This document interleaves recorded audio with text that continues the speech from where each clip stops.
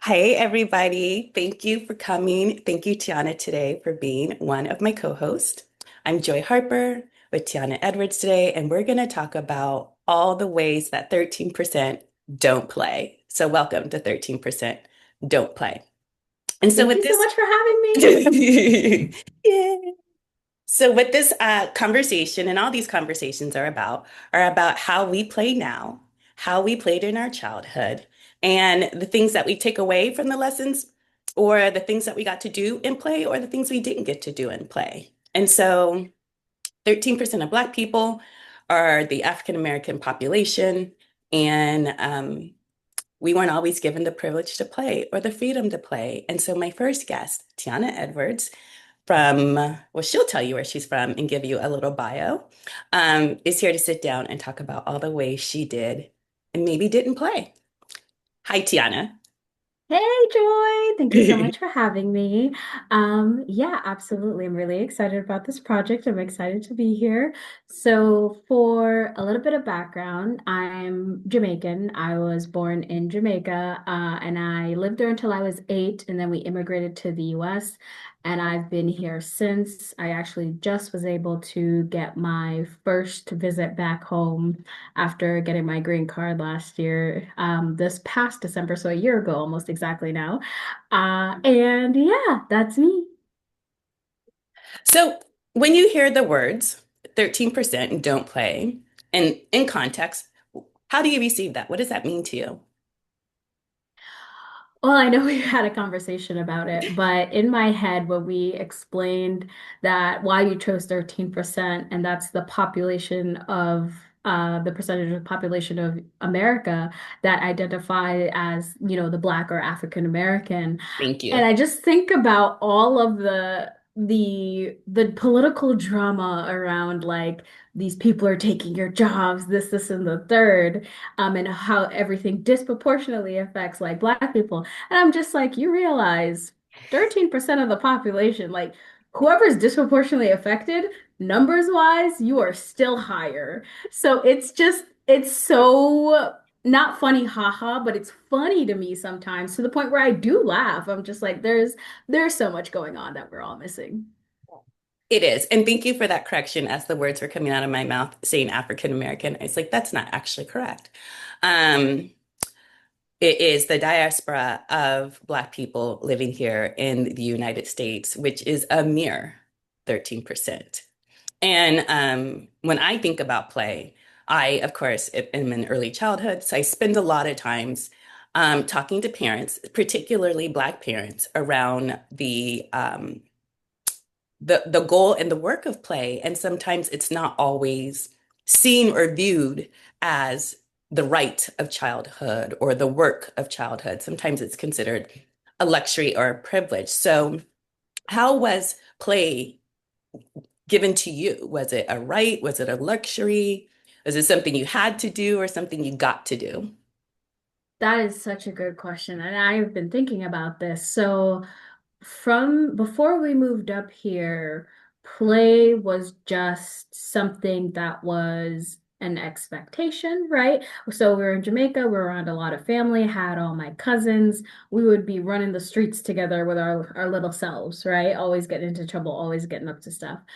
And I actually don't have too many solid memories of that, but I remember just the sheer joy of always being outside. Even though I was one of the younger cousins, I was like picked on, but it was always fun because I was included. And then moving up here, it all drastically changed, right? So play was no longer something that was just a thing that would happen. It was, it was like, it wasn't even treated as a luxury. It was just straight forbidden. It was just seen as something you did not have time for, and that was not for you. So I actually didn't really start playing until adulthood. And in my adulthood is how I found like, oh, these are the small things that give me joy. These are the things I like to do outside and have fun. And I think it was I guess being an adult and then also making money as an adult is how I got to play again. That is very interesting because I reflect on some of the projects that I've got to witness you doing, like playing the cello, being in volleyball, and Yeah. some of the different ways that I'm like, girl, what are you going to learn next? All of it, because I'm just like, oh, this is what I missed. Like this is fun. Yes. And I think one of the things, and I'm working really hard not to put words in your mouth because it's your story and this is my lens of it. But one of the things I took away from our conversation earlier about play for you was that play, for your mom's point of view, was just downright dangerous for you. She just didn't trust you being outside. She didn't think outside was safe for you. That's absolutely correct. So, for more context, when we immigrated here, we lived in Hartford, Connecticut. And Hartford, Connecticut does not have the best, I know like most people may know it as like the insurance capital of New England or whatever. But the city itself, although Connecticut's one of the richest states in the US, the city itself is deeply impoverished and like has a really high immigrant population, actually.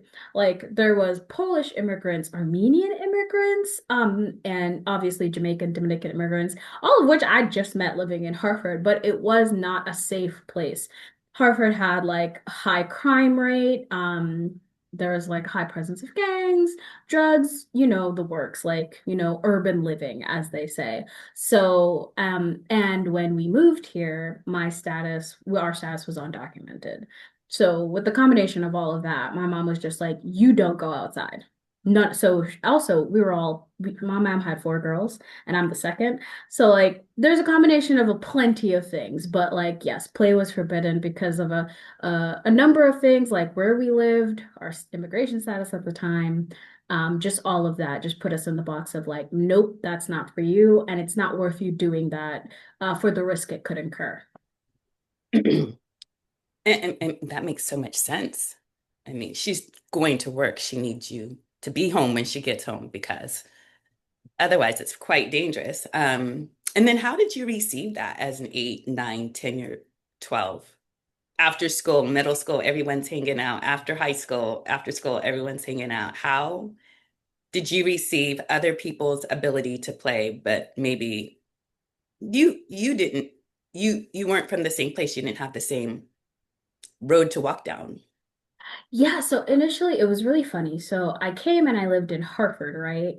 Um, and there'd be like the Hartford youth, them always outside running the streets. And my mom, and this is where some of the diaspora wars come into play, she was like, "You're not like them. You're not gonna be outside like that." And then I was in like the CREC program, so I was bussed out to middle school, and then I went to a private high school. And Mm-mm. then I saw play look differently where you'd go over to people's houses, they'd go to the movies and hang out at the mall. And my mom would be like, "That's also not for you. You don't have money." So I was just like, okay, so plays for the hood people or the white people, and I'm in neither of these categories, so I don't get to play. That was my understanding at a young age. And people would be like, "Oh, like, do you want to come and have a sleepover?" I'd be like, "No, my mom's not gonna say yes to that. I'm gonna say, "Oh, can I have a sleepover?" And she's like, "What wrong with the bed at your yard? Like, why aren't you sleeping at your bed in the house? Well, why do you need to go sleep in somebody else's bed?" So it was very much viewed as something that wasn't for me, and people who were in my position didn't partake in such a thing. That is, I mean, you bring up a great topic, sleepovers. Um, it is a hot topic. It is a touchy subject. A lot of people have very strong feelings for and against sleepovers. So, sleepovers, how did that look? I think you had some sleepovers, but what did sleepovers look like? So funny. So I actually had my first official sleepover in college. But yeah, my mom did not like me going to other people's. No, no, no. So there was this one girl at the time that was my friend in high school, but we haven't spoken since. My mom had met her parents. Oh, two girls actually. My mom had met both those parents. One I'm still very good friends with today. The other one, we don't speak anymore. But those were the two homes. And one of the girls, I'd actually never slept over at her house. I was just at her house frequently because sometimes my mom couldn't pick me up after like practices and stuff. So I just to be off campus and not like have the teachers look at me crazy, I'd go to her place, right? Or her mom would drop me off. And then the other one, I slept over at her house. I think like once. And that's because my mom was in like a really good mood. Like I don't know what there was like the stars were aligned that day because and I think it's because she met her mom and her mom was like really nice and she was like, "Okay, like you won't murder my child. So this is acceptable this one time." Because I'd asked after that and she said no. So the stars were not aligned that day, but that like one time That one or twice, day. one or time. Yeah, that one day I was just like, "Ooh, we got him." My mom was not for sleepover. She didn't want anyone she didn't want you at anyone's house. She didn't want anyone at our house. Like it was like a very not because of sleepovers, but generally how we were raised. It was a super isolating experience. And so I guess a question then I would have were in the community you were living in, were there other families from Jamaica in that community? And if so, was there proximity? Did that make a difference? Were those friendships or relationships a little bit more safer or considered safer to establish? Yeah, so there was a ton of Jamaicans in, still are, in Hartford, but we weren't friends with any of them. Not real. My mom like spoke to some people, but they weren't friends. I actually really think some of them were actively enemies, with the way they like communicated and went back and forth. So it wasn't considered safer to establish relationships with those people. Okay. But it was usually helpful because we got like the food didn't change. And I didn't realize that until college. I was super, super privileged in that way where I'd moved, but all the food I was used to, like the curry goat, the stewed chicken, the jerk, all of that had stayed the same for a very long time because there were so many Jamaicans in Hartford. The food was all there. And that was like a critical, I think, part of my childhood. I didn't think I appreciated growing up in Hartford until I went to college and then could no longer get that food. Wow, you just blew my brain with the considerations of how much of a transition that immigration would bring, but giving up your food or having to source your ingredients and they're kind of Yeah. almost the same, but not quite the same. Not quite. No, I'm not gonna lie. When I moved up to Boston, the Asian stores were holding me down. The Asian Vietnamese stores, grocery stores, the Chinese, they were holding me down. They were not, or the Indian grocery stores, they were like not all the same, but I was just like, this is close enough. I can't read the signs, but I know what this is, and I'm taking it. specialty markets up here or in certain communities are nice. Like we have an Asian market around the corner and I'm like, I can't get my food and vegetables at the grocery store anymore. The Asian market's down the street. Yeah. Yeah. There's still soil on those food. I want that food. Yes. I have to wash it when I go home. Thank you. Thank you. Yes, that's what I want. And then what about the church? Did the church hold your family, hold values around play or community? Or, I've heard about people whose churches were did a lot of dictating to parents about how to raise children. Was the church a part of your community and how did it influence? The church was actually a major part of my community, and I would say that at the time when I was younger, the church provided a lot of. So I grew up in a church that was, I guess I didn't learn until again college, was unconventional because it was ran by women, right? So my pastor was a very outspoken 5 foot nothing, probably actually 4'11" Black woman. And a lot of like my elders were older Jamaican women. So, my church dictated a lot of giving me love and making me feel as a part of a community. And there were other kids in the church. But they didn't like our version of play was like being in Sunday school and like bantering with each other. But they didn't really like They did body policing, right? Nobody's perfect. So when I started to hit puberty, they were telling my mom, like, you need to get her in a bra. She can't be running around like that no more. Like, fix that. But other than that, they didn't like encourage play or anything, but they encouraged you coming to church and being with the other kids in church. What is the banter that they encouraged? You know, I tell people this. There was a story I specifically remember in Sunday school with Sister Jackson, God rest her soul, where we were talking about Jesus approaching a woman that had been convicted of adultery, and they're about to stone her. It's escaping the book of the Bible I'm in, but you know the story, right? Like they're about to stone her because she was committed adultery, and I mean, then a woman being God persecuted in the Bible, I believe, is on most pages. So go on. touche, touche. This was New Testament though, if that narrows it down at all. So they're about to stone her, and then God walks up and starts like just like writing in the sand and says, "Whoever is without sin, cast the first stone." Right? And then they all like back off. But my teacher, Sister Jackson, was just like, "What's wrong with this story?" And I was just like, "Oh, what is wrong with this story?" And then I realized I didn't know what adultery meant. And adultery, in the context of that story, meant she was sleeping with somebody else's husband. And it took me a minute, but I was like, oh, where's the husband? Why isn't he be stoned as well? And she was Two. like, correct. Correct. That is what's missing in this story. It's not so much that we're stoning people, it's that two people need to be stoned. Right? She's like, two people should be so, because in her words, I remember her saying this. She's like, it takes two to tango. And I said, Amen. So that kind of banter, like we were at the time, I didn't know it was such, but we were being encouraged to critically think about the stories we were presented in the Bible, not the entire Bible, but critically think about the parables we were shown and Wow. like maybe why they were like a little unsettled and why Jesus would have stepped in, right? So Jesus may have stepped in because it was the woman alone and not the man being stoned, and he didn't think that was okay. Like that's how, so the critical thinking wasn't just like, why are we stoning people? It was just like, ah, we should be stoning more people or no people at all. So Jesus only stepped in because we were missing a person.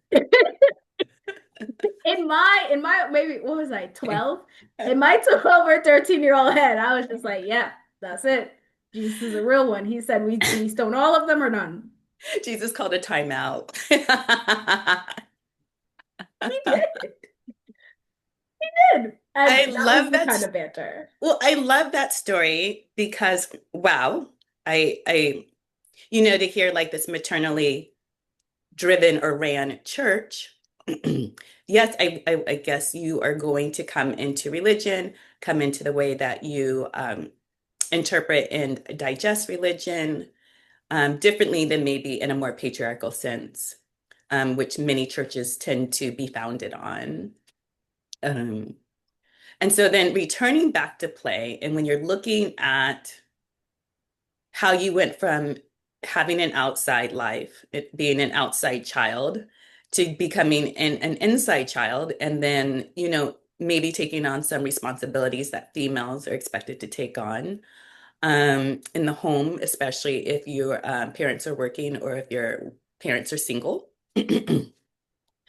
So when you consider yourself in play and you're looking back, what is it that you miss or think that you should have had or could have had? Or do you, at this point, accept it for what it is and understand the value of being kept alive? Were there ways that you and your sister still played anyway in the house um, for a few minutes and got in trouble and broke things or pretended like things didn't happen? How do you look back on your play in reflection?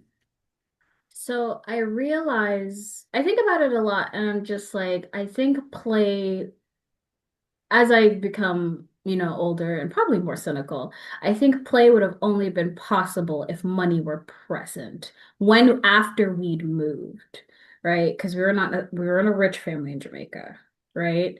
But I think it would have only been present here if we had money. Okay. So now that I'm older, I'm like, play is a commodity, which is why I was only able to get it when I was older and working. Um, but I look back on that time and I'm just like, yeah, you were raising four young women in Hartford on your own. Like, I can see why play was just not on Maslow's hierarchy of needs. The base of the pyramid is food, water, and shelter. And Yes. that my mom said, listen, we're locking that down. This is here. But that's it. We're not figuring out the rest of the tower. That's on you for when you have your own money and time. But food, water, and shelter, I got you. I think play might be in the next tier, and if It's not, then it's literally in the it's probably literally right after. But she said, "Nah, we're no, no, stuck. no, no, no, no, no. We're building the base here, She's like and that's it. Maslow had the privilege, okay? We You don't. don't. No, come inside." But like, yeah, I don't think as like a single parent with a lot going on and also living in poverty, it occurred to her. And I can't say like it makes sense to me it wouldn't, right? Because of all the things you have to worry about as a person in that situation, I doubt play and like your child's development, true play is something you'd consider. I mean, maybe I shouldn't say that. I just know my mom didn't consider it, and I can see why she didn't. Well, if you're going back to what you were saying about Maslow's hierarchy of needs, um, the need for safety trumps the need for expression or play. Mm. So she maybe did know. It sounds like maybe she knew in Jamaica when safety wasn't a concern, and you guys went up to the level two, or maybe the next, maybe you got all the way to the top, but possibly not if she felt the need to immigrate, but possibly yes, if she felt the need to immigrate. Um, so, it sounds like once you came back to the US, or you came to US, the baseline started over again, and play didn't make it to the top. Mm-mm. Mm-mm. Play was not play or consideration. Anything that was outside, like when we came here, we now had jobs. Like we had a job to do, and your job was to get educated. And Yes. anything outside of directly benefiting you and your education was considered worthless. Yes, a waste of time, a Oh poor wait, a hundred investment. percent. Yeah. And it was always said, like even, and she to some degree still holds that mentality to this day. Because when I started my cello lessons, I had to like rent my cello and like pay for lessons. And she was just like, "You love wasting money, don't you?" Like when I told her about it, that's just her response. Then I'm just like, you know what? Touche. I guess I do. I guess I do. I don't need to learn the cello. I do not, but I want to. So here we are. So I know you and your partner, and you two play quite often. You're always having these playful experiences and moments in your home. Is that something you had in home, or is that something you invented? And if you created or invented that for you and your partner, do you know why or what led you there? So did you have that in your home? Did you play at home with your mom and your sisters? Because we know you didn't go outside. Um, and how did this habit that you now have, how did you get there? That's a great question. So, with my mom and my sisters, not really. Like, sometimes we would play, but because it's like five people in small apartments with each other, more or less all the time, we all had very tense relationships sometimes. So, there were some, again, if everything aligned, we would have like a oh, why am I raising my hand? Oh, no. Oh, I think because you raised your hand and then Zoom raised it for you. Oh, does it do that? Oh, wow. Okay. Sorry. Sorry. Focusing. Um, so I think so we'd have tense relationships with each other. If everything aligned, we would start playing and it would be fun, but those moments I think were rare because one of us was always fighting with the other. Like something was always tense with the other. To this day, we all don't have good relationships with each other. So, yeah. Not really. Sometimes it was there, but then not really. And I think now I have the space to, I guess, have like the playtime I missed out on. There's, I love playing with my spouse. Like we have a lot of banter, we have video games, we have a ton of board games. Like those are things I didn't realize that I loved until I was at like place in my life where I could enjoy it. We go camping, which is essentially just playing outside, and I love it. I love it. So I think those were traditions I invented for myself and now my household because I was just like, oh, I need something. Um, I love this. Thank you so much for having these conversations with me.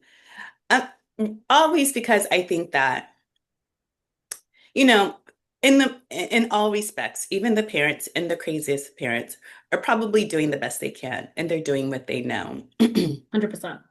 And so, one of the things I was looking at and listening to as I'm spending more time because someone called me a play expert, and I'm like, let me lean in to this play expert, was this idea that there is a play deficit entirely in the United States. And it's Mm. starting to become more prevalent worldwide. And we see it in our creativity, we see it in our lack of music, we see it in our lack of having innovative ideas. We keep coming up with the same solutions to the same problems that don't work. We see it in stressed out households, parental stress, stress at school, even the lack of time for play at school for children. It is actually a very well studied, very lobbied idea that children would play in a learning environment. So as a as a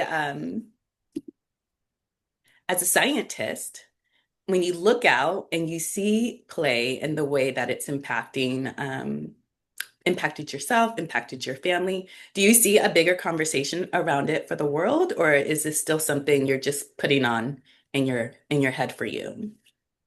Oh, no, no, no. This is a massive thing that impacts the world, I think, because again, the reason I came to the conclusion that play is a commodity and something you can only have if you have money. That I love when you said it. I wrote it down. Like that's classist. That's just classist. That only means you have to be rich. You have to be some version of well off to even afford to think that, you have the time and space to play, right? And I think as more places do become private, you don't really have I in Hartford, it was so hard to find a nice playground. Like a playground that didn't have bottles, like broken bottles, didn't have like there was a playground down the street from the apartment we lived in the longest, and that street was always filled with cars of people like gambling, dice, dominoes, but it was older men, right? There's always older men there, and the playground was right there. So people didn't really obviously feel safe sending their children out there, but my mom with four girls didn't feel safe sending us out there. And Uh-huh. even if we were out there, it wasn't clean. Yeah. Right. So I think I don't think people, well, I shouldn't say that. Maybe in America, in Jamaica, again, we were not rich, but I had family, right? Yes. And my mom sometimes needed a break from us. So what's she gonna do? We're gonna run out the streets with our cousins. Like we're gonna be outside doing what children playing hide and seek, right? Doing little stupid stuff. But we have a community to do it with, right? So in America, I feel like if you are not wealthy, you don't get to play. Yeah. And I think there's probably like they're experts in this, right? I do like engineering research, but there are probably experts who are just like, yeah, we find that in a certain zip code that's affluent, the playgrounds are nicer, and therefore parents are more willing to take their children out to play at these playgrounds. Like it wouldn't surprise me if that's like something that's pretty clear cut that people could see trends in. Is that a thing? You would know more than me. I don't know, actually. I think play is just one of those ideas that can be a little bit nebulous. And I think coming into American culture where it is capitalism, domination, finish first, preparing your child to be ahead. I've definitely Mm, have met affluent families who are so scheduled they don't have play. Mm. So they're in cello lessons, they're in volleyball lessons, they're doing all the things that you are doing as an adult that you consider play. But the time to be able to think, like I think your partner mentioned, the ability to have freedom to think about problems in an existential way. The time, the luxury of time, the luxury to be bored, the luxury to have to rethink a problem rather than surviving the problem. Um, all of that, all of the ingenuity tends to happen through play. And that is Mm. scientific, that Mm. innovation happens in play, creativity happens in boredom, um, and how we approach problems really depends on how much exercise we have in expanding our mind, turning things upside down, and having a what if kind of approach to a situation. So I'm not actually sure. It'll be interesting to see how these conversations play out over time, um, Mm. and whether or not people with money still participate and play in the way that I'm describing it and I'm viewing it, which is just freedom of expression and creativity and imagination in childhood, in the early years. Interesting. So when you said play, I guess I thought specifically of only physical activity, which ableist of me, right? Because when you say play, I'm just like, ooh, we're running, we're jumping on each other, we're hide and seeking, we're playing tag. I think of that. But there's also play if you're the type of person that likes to sit quietly and read or color or do Both different matter. things. Both matter. Yeah, I As didn't think of children, that. as children, we need to move. I Yes. mean, we learn a ton through our body, and I'm certain we do as adults.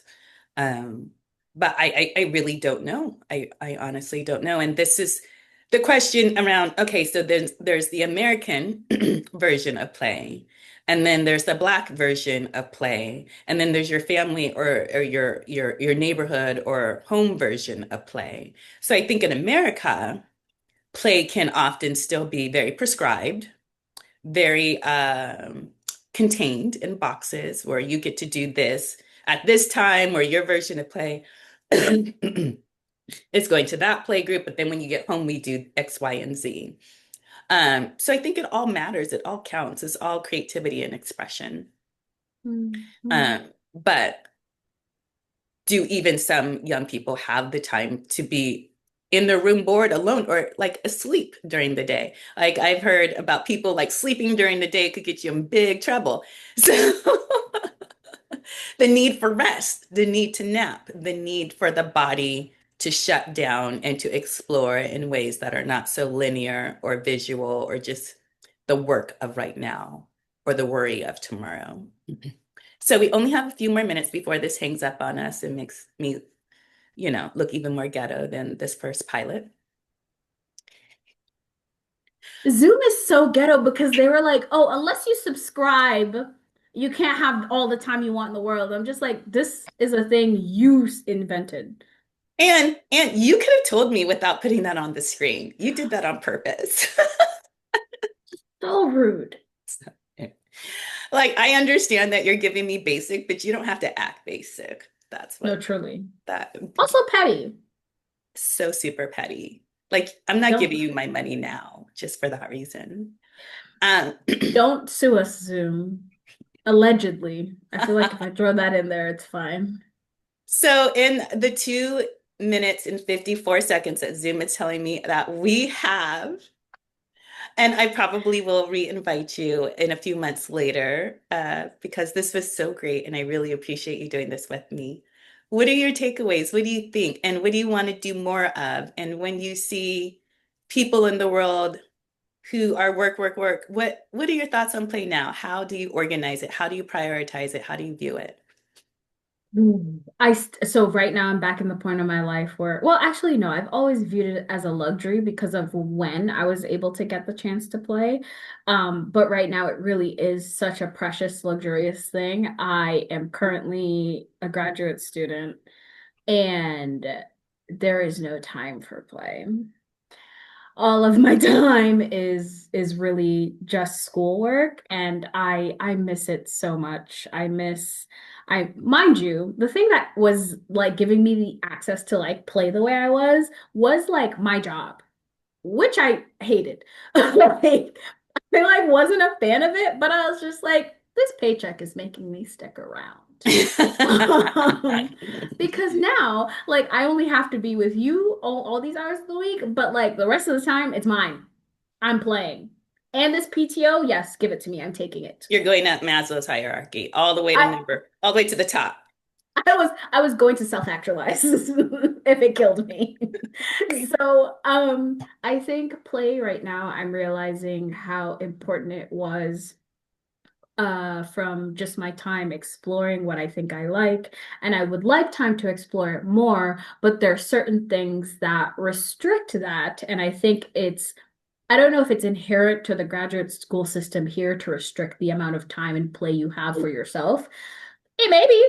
And that's just a different conversation altogether. But I don't have that time anymore. And I miss it. And I do still view it as a luxury. And it's harder for me to give it up now. Like when I was a kid, I was just like, I have no choice. But now that I like willingly went into grad school, I'm just like, tears in my eyes. So you're building it in. No,